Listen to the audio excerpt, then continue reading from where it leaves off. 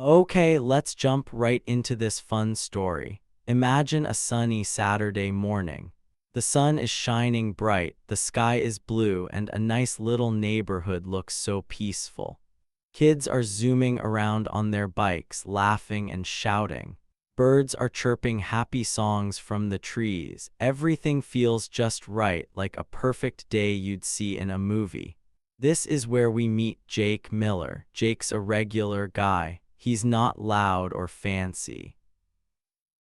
He's the kind of person you'd see mowing his lawn with a smile, waving at the mailman as he walks by, or just sitting quietly on his porch sipping a cold drink. Jake likes to keep things simple. He doesn't bother anyone, and most people don't bother him. But here's the thing, Jake has a secret. Not a scary secret or a bad one, but something big that nobody in this neighborhood knows about yet. What's the secret? Well, it all starts with this flag he put up on his lawn. This isn't just any flag, it's bright, like really bright. It's got bold colors that catch your eye from far away. Maybe it's red, white, and blue, or maybe it's something else. We'll find out soon. Now Jake stuck this flag right in the middle of his green grass, and it stands there tall and proud, flapping in the breeze. To him, it's special. To most people, it's just a flag. But to one person, oh, it's a giant problem. That person is Karen Baxter. Karen lives next door to Jake, and she's not like him at all. She's loud, bossy, and always watching everyone. Karen is the HOA queen. HOA means Homeowners Association. It's a group that makes rules for the neighborhood, like how tall your grass can be or what color your house can be painted. Karen loves those rules more than anything. She's the kind of neighbor who walks around with a ruler, measuring people's lawns to make sure they're not too long. If a single leaf falls on her driveway, she'll write you a note about it. If your mailbox is a tiny bit crooked, she'll knock on your door to complain. Karen wants everything perfect, and she thinks it's her job to make sure everyone follows her rules. Now let's talk about that flag again. The moment Jake put it up, Karen lost her mind. She saw it from her window and gasped like it was the worst thing she'd ever seen. To her, that flag wasn't just bright and bold, it was trouble. It didn't fit her idea of a perfect neighborhood. Maybe it was too big, maybe it was too colorful, maybe she just didn't like flags at all. Whatever the reason, Karen decided right then and there that this flag had to go. She couldn't stand looking at it. Every time she walked outside, her eyes went straight to Jake's lawn, and her face turned red with anger. Jake, though, he didn't care. He'd see Karen staring and just wave at her with a big friendly grin. "Morning, Karen," he'd call out, acting like nothing was wrong. But Karen didn't wave back. She'd huff and puff, crossing her arms tight across her chest, muttering under her breath. "That flag is an eyesore," she'd say to herself. "It's ruining everything." She started thinking up plans to get rid of it. She was sure Jake was breaking some HOA rule, and she was going to prove it. But here, where it gets interesting. What do you think that flag said? Was it something funny, something serious? Maybe it was a picture of a dog or a silly joke, or maybe it meant something important to Jake, something Karen didn't understand. I'll give you a little hint. That flag wasn't just decoration. It had a story behind it, and that story was going to turn this quiet neighborhood upside down. Can you guess what it might be? Hang on tight, because this is just the beginning, and things are about to get wild. Let's rewind a bit and picture how it all started. It was a normal day when Jake decided to put up his flag. He grabbed a pole, stuck it in the ground, and tied the flag on tight. He stepped back, looked at it, and nodded to himself. Looks good, he probably thought. The kids biking by didn't care. The mailman didn't care. Even the birds kept singing like it was no big deal.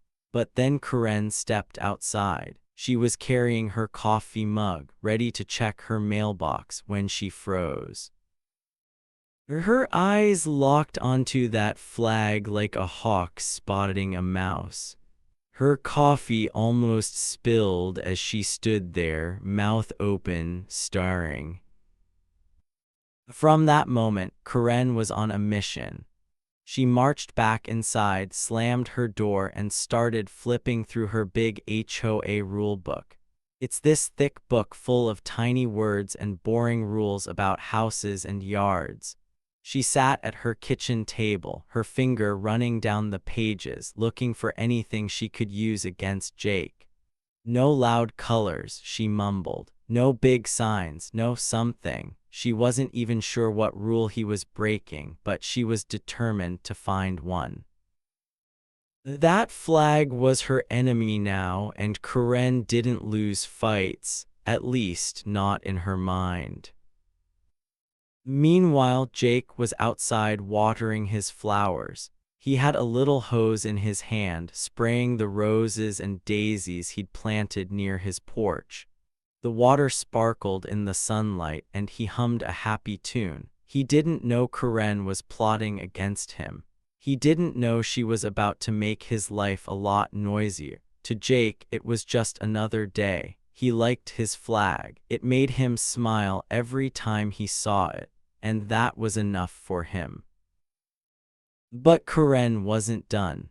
Oh no, she peeked out her window, watching Jake with those sharp eyes of hers.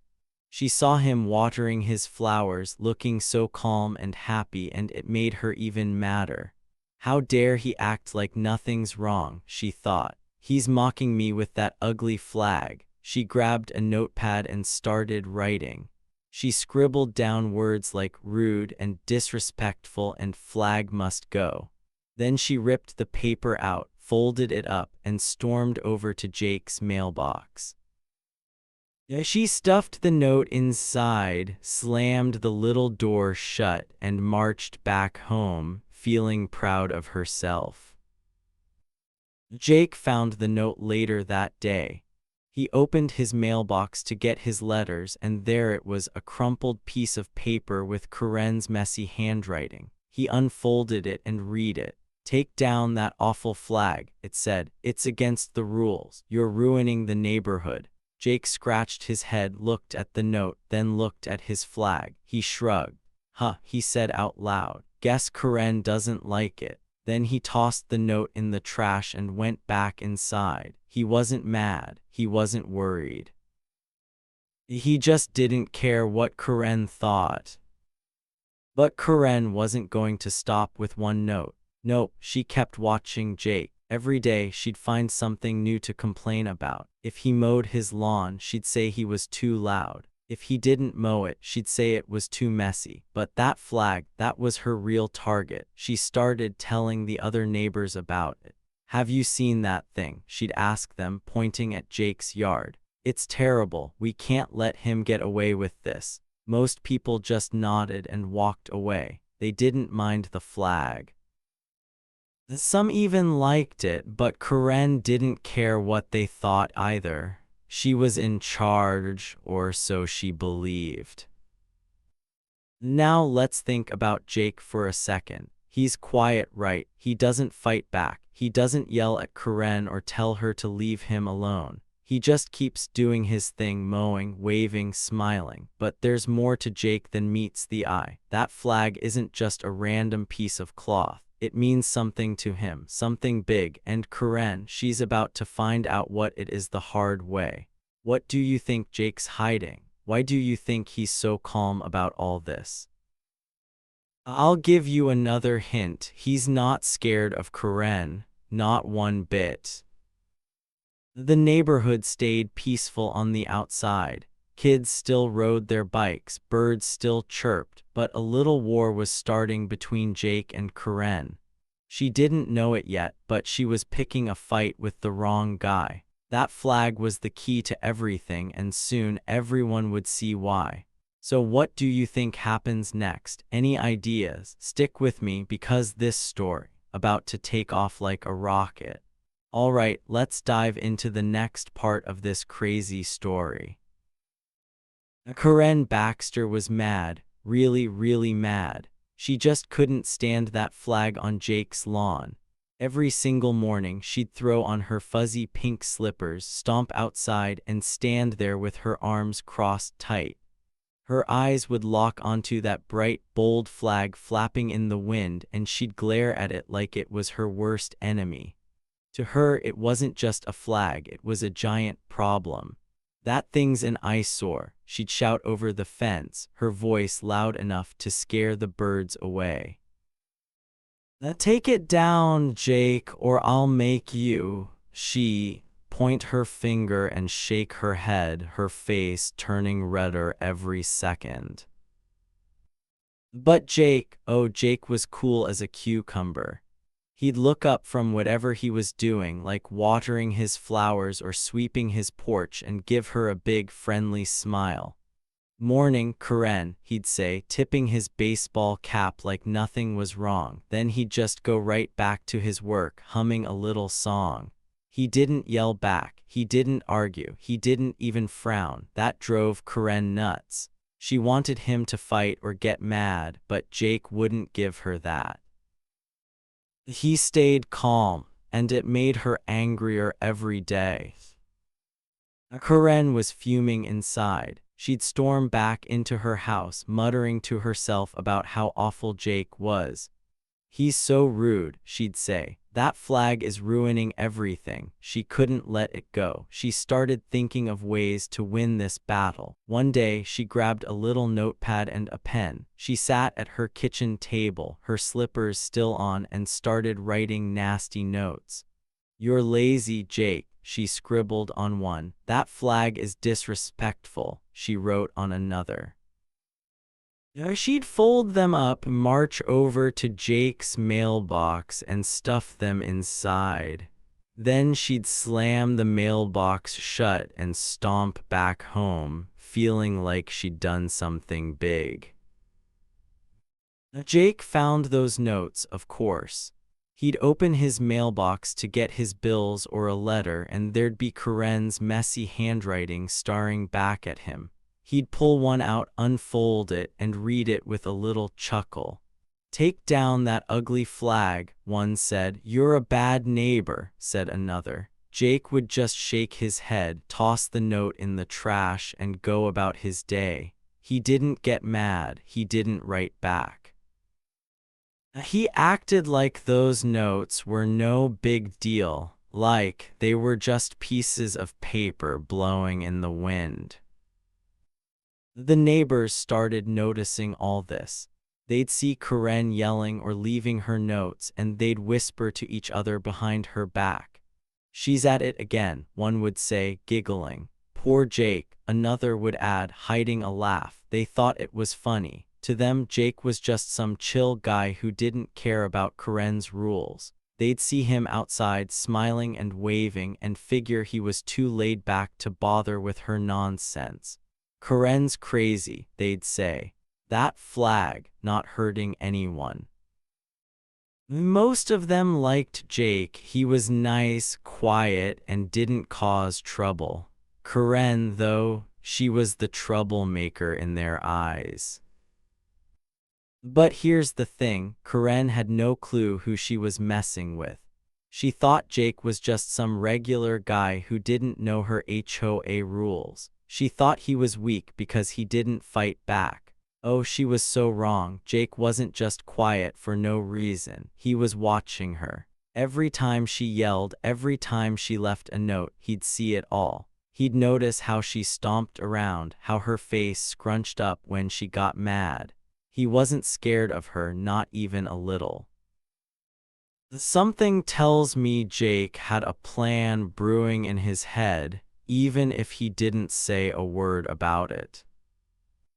What do you think he was up to? Was he just waiting for the right moment? Maybe he knew something Karen didn't. Let's picture it. While Karen was busy getting madder and madder, Jake was outside, calm as ever.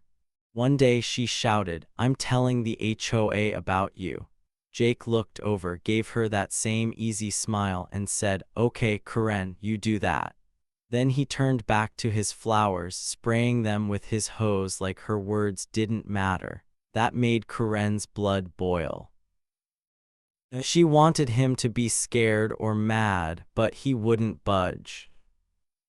Inside her house, Karen was packing back and forth. Her slippers made little slapping sounds on the floor. "He thinks he's so smart," she grumbled. "Well, I'll show him." She started dreaming up bigger ways to get that flag down. She'd call meetings with the HOA. She'd tell everyone Jake was breaking the rules. She'd make sure he paid a fine or took that flag away. To her, this was war, a war over a piece of cloth on a lawn. She didn't care if the neighbors laughed. She didn't care if they liked Jake.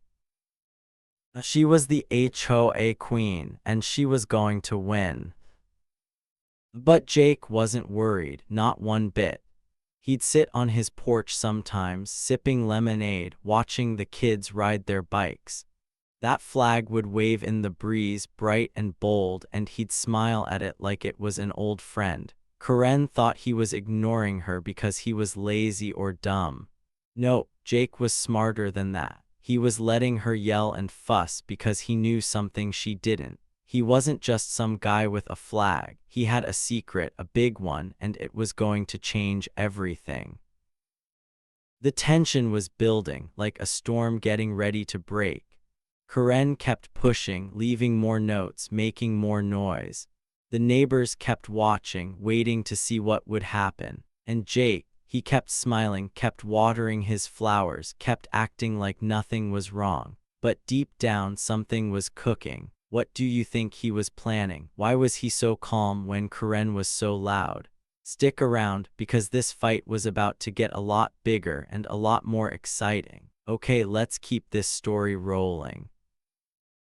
Days turned into weeks, and Karen Baxter was getting louder and louder. She wasn't giving up on her fight against Jake's flag. Nope, not even close. Every day she found new ways to complain. She'd stomp around her yard, yelling about how awful that flag was. She'd wave her arms and tell anyone who'd listen that Jake was breaking all the rules. One afternoon, she'd had enough. She marched right up to Jake's house, her fuzzy slippers slapping the ground, and banged on his door with her fist. Boom, boom, boom. The sound echoed down the quiet street. Jake opened the door, looking as calm as ever. Karen didn't even wait for him to say hi. "I'm calling the HOA board," she screamed, her face turning bright red. "You'll be fined. You'll be sorry, Jake Miller." She pointed her finger right at him like she was some big boss. Jake just stood there, hands in his pockets, and smiled. "Go ahead, Karen," he said, his voice soft and easy. "Do what you gotta do." Then he tipped his cap, shut the door, and left her standing there. Karen blinked, shocked. She thought he'd argue or beg her to stop. But nope, he didn't care one bit. She stormed off, her slippers flapping, thinking she'd won this round. Oh, she was so sure of herself. But Karen wasn't done, not even close. She went home, grabbed her phone, and started making big plans. She called the HOA people and told them all about Jake's flag. "It's too bright," she said. "It's too big, it's ruining our neighborhood." She thought they'd jump up and fine him right away. But the HOA didn't do much. They said they'd look into it, and that just made Karen madder. She wanted action now, so she decided to take things even further. One sunny day, she picked up her phone again and dialed 911. "Yep, you heard that right," she called the cops over a flag. "There's a disturbance," she screeched into the phone, her voice so loud the neighbors could probably hear her. "This man's ruining our neighborhood with that awful flag." The person on the other end, the dispatcher, tried to calm her down. "Ma'am, is this an emergency?" they asked. "Yes," Karen yelled. "It's an emergency to me." She wouldn't listen to reason. She kept going on and on about Jake and his flag, acting like it was the biggest crime ever. The dispatcher sighed but said they'd send someone out. Karen hung up, crossed her arms, and smirked. "Now he'll see," she muttered to herself. "I've got him this time." Meanwhile, Jake was chilling. He didn't know Karen had called the cops yet. He was just sitting on his porch, sipping lemonade from a big glass. The sun was shining, the birds were singing, and that flag was waving in the breeze. Jake looked at it and smiled, like it was his best buddy. He didn't have a care in the world. The kids on their bikes rode by, waving at him. "Hi, Jake," they shout. "Hi, kids," he'd call back, waving with that same easy grin. To him, it was just another nice day. He had no idea what was coming. Not long after, a police car rolled up the street. Its lights were flashing, red and blue, spinning around, and the neighbors peeked out their windows. Karen saw it from her house and ran outside, still in her slippers. She stood on her lawn, hands on her hips, smirking like she'd just won a prize. Finally, she thought, they're here to fix this. She was sure the cops would march over to Jake, rip that flag down, and maybe even give him a ticket. She could almost taste her victory. But then something weird happened. The police car stopped right in front of Jake's house. Two officers stepped out, wearing their dark uniforms and shiny badges. Karen waited for them to look her way. She was the one who called after all, but they didn't even glance at her, not once. They walked straight up Jake's driveway, their boots clicking on the pavement, and headed for his front door. Karen's smirk faded. "Wait a minute," she said out loud. "Why aren't they coming to me?" She started to feel a little funny, like something wasn't right. Jake saw the cops coming and put down his lemonade. He stood up, brushed off his pants, and walked to the edge of his porch. The neighbors were watching now, noses pressed to their windows. Karen was watching too, her eyes wide. What was going on? Why were the cops going to Jake instead of her? She'd called them. She was the one with the problem. Her heart started beating faster. Something felt off. The officers stopped at Jake's door and knocked. Knock, knock. Jake opened it, still calm as could be. He didn't look scared or surprised. He just nodded at them like he'd been expecting company. Karen couldn't hear what they were saying from her yard, but she saw one of the cops smile. Smile? Why would they smile at Jake? She squinted, trying to figure it out. The other cop said something and Jake laughed, a little chuckle that carried across the street. Karen's stomach twisted. This wasn't going how she planned. What do you think was happening? Why didn't the cops talk to Karen? Why were they so friendly with Jake? Here's a tiny hint. Jake wasn't worried for a reason. He knew something big that Karen didn't. All those weeks of her yelling and leaving notes, Jake had been watching and waiting. He wasn't just some quiet guy who didn't care. He had a secret up his sleeve, and it was starting to peek out. Karen stood there, frozen, as the cops kept talking to Jake. Her big move, calling 911, wasn't working like she thought. The neighbors were whispering again, pointing at the police car. "What's going on?" one asked. "Why are they at Jake?" said another. Everyone was curious now. The tension was growing, like a balloon about to pop. Karen thought she'd won, but it didn't look that way anymore. Jake was still smiling. The cops were still there, and something exciting was about to happen. Here we go. This is the part you've been waiting for. The police car was parked right in front of Jake's house, lights flashing red and blue. The two officers stepped out, walked up to Jake's porch, and knocked on his door. Knock, knock. Jake put down his lemonade, stood up, and walked outside to meet them. He didn't look scared or nervous, not even a little. Across the street, Karen leaned over her fence, her arms crossed, ready to gloat. She was so sure the cops were there to yell at Jake and rip that flag right off his lawn. She could almost hear herself saying, "I told you so." Oh, she was excited. But then something wild happened. One of the cops, a tall guy with a shiny badge, reached out and shook Jake's hand. "Good to see you, sir," he said, smiling big. "Sir, Sir." Karen's eyes got wide and her mouth fell open like a fish. What was going on? Why was the cop being so nice? The other officer, a shorter guy with a goofy grin, nodded and said, "Heard you've been keeping things low-key around here." Jake laughed a little, just a soft chuckle, and said, "Trying to anyway." He was still calm, still cool, like this was no big deal. Karen blinked hard. She couldn't believe it. The cops weren't mad at Jake, they were acting like old friends. She leaned even further over her fence, trying to hear every word. The neighbors were watching too, peeking out their windows, whispering to each other. "Why are they shaking hands?" one asked. "What's Jake saying?" said another. Everyone was confused except Jake. He knew exactly what was happening. Then Jake turned his head and looked right at Karen. His eyes twinkled and that easy smile stayed on his face. He took a step forward and with the cop standing right beside him, he dropped the biggest surprise ever.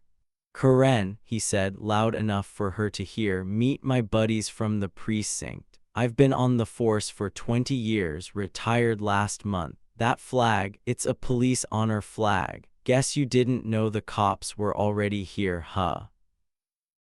Boom! It was like a thunderclap hit the neighborhood.